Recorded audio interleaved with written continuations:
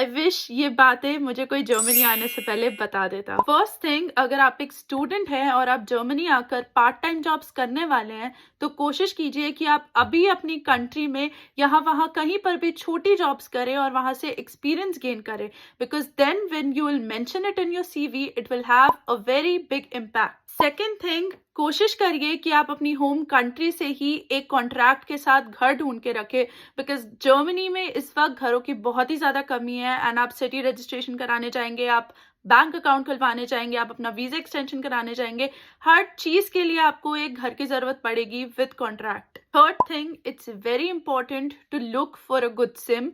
बहुत सारी CIMS available है मार्केट में जो सेम प्राइस पे आपको बहुत ही ज़्यादा डिफरेंस में डेटा ऑफर करती हैं।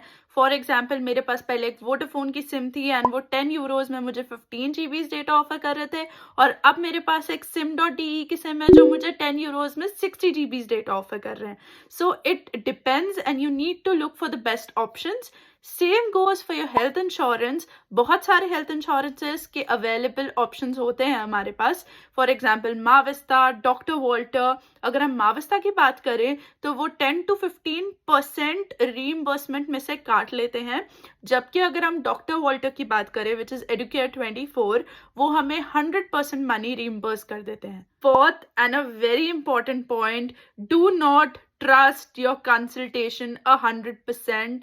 यू नीड टू लुक कि आपका कॉलेज कहाँ है, वो जगह अच्छी है या नहीं, या फिर आपका कॉलेज में आपको फिक्स सीट मिली है या नहीं। अगर वो आपको बोल देते हैं कैजुअली कि अरे आप बर्लिन में जाके लैंग्वेज सीख लीजिए, so it doesn't work like that. You need to investigate it 100%, otherwise you'll waste a hell lot of time here. Fifth thing, pack less. Mostly German trains are delayed. अगर आपके हाथ में 4 suitcases होंगे और आप यहाँ से वहाँ ट्रैवल कर रहे होंगे रीजनल ट्रेन्स के साथ, आप बहुत ही ज़्यादा फ्रस्ट्रेट हो जाएंगे। वहाँ पर आपके लगेज में एक्स्ट्रा पैसे देने से अच्छा है कि आप यहाँ आए, थोड़े एक्स्ट्रा पैसे दें और चीज़ें खरीदें ताकि आप कंफर्टेबल भी रहें।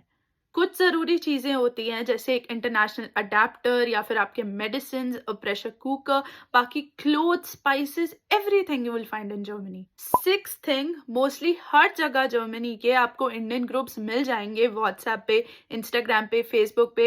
एंड ये बहुत ही अच्छा होगा अगर आप पहले से उन ग्रुप्स में एडेड होंगे, सो दैट आप उस जगह के बारे में जान पाएंगे, अपनी यूनिवर्सिटी के बारे में जान पाएंगे, आपको अकोमोडेशन मिलने में आसानी होगी और आपके कुछ दोस्त भी बन जाएंगे। Seventh point is a very important point.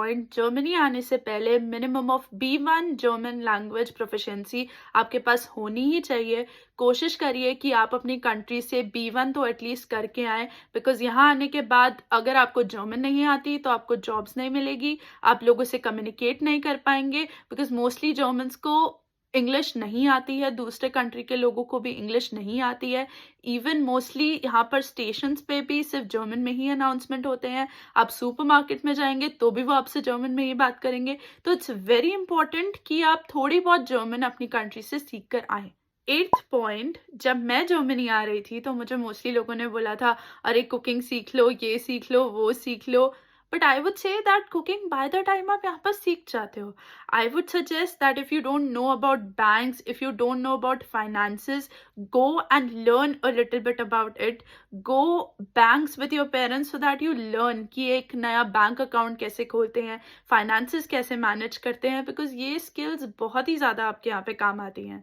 Ninth is a very important point again, that it's very important to carry cash when you come here. Approximately you should carry 500 euros, because आपका blocked account खुलने में at least 20 to 30 days लग जाते हैं, because पहले आपको city registration कराना पड़ता है, उसके 10 दिन बाद आपके पास टैक्स आईडी आती है, उसके बाद आप एक बैंक अकाउंट खुलवाते हैं एंड उस प्रोसेस में भी 5-6 दिन लग जाते हैं। So in total it takes about 20 to 30 days. So it's very important that you have cash और you have an international card so that you do not face any problem. 10th thing which I would like to suggest is कि जब भी हम Germany first time आने वाले होते हैं, हम एक 1 टाइम टिकट कराते हैं जिसमें हमारी सारी ICE लोकल ट्रेन सारी बुकड होती है। First and very important is कि आप वो ticket at least 1 month prior book कराएं, बिकॉज मैंने बहुत लोगों को देखा है वो यहाँ पे आके स्टेशन पे उसे खरीदते हैं एंड देन इट्स ट्वाइस और thrice the price, so it gets very expensive. जितना लेट आप करेंगे उतनी ज्यादा महंगी वो टिकट होती जाएगी। सेकेंड पॉइंट इज, अगर आप एक आईसीई ट्रेन बुक कर रहे हैं तो I would suggest that you book a dB ticket with it instead of buying the local ticket trains for one time। उससे क्या होगा कि वो डीबी टिकट आप पूरा महीना यूज कर सकते हैं, आप उसे बसेस में भी यूज कर सकते हैं एंड वो अप्रोक्सीमेटली सेम ही प्राइस पे पड़ता है। एंड अगर आप एक ऐसे एयरपोर्ट पे उतरने वाले हैं जो आपकी डिजायर्ड डेस्टिनेशन से बहुत ज़्यादा दूर नहीं है, तो I would suggest that you do not take ICE. ICE is a very expensive, just buy one Deutschland ticket and फिर आप उसको पूरे महीने यूज कर सकते हैं एंड वो एक बहुत ही ज़्यादा अफोर्डेबल ऑप्शन होता है।